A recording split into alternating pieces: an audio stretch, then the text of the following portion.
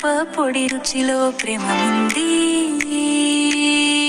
అమ్మ చేతి వంటలో అమృతం ఉంది. తాజా గింజలతో శుద్ధత కలిసింది,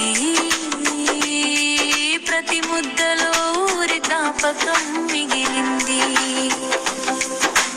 రుద్ర ఫ్లోర్ మిల్ మనసు తాకే రుచి, ఒక మిరప పొడితో కుటుంబం కలిసే సఖీ. వేడిగా ఉన్న ప్రేమ రుచి.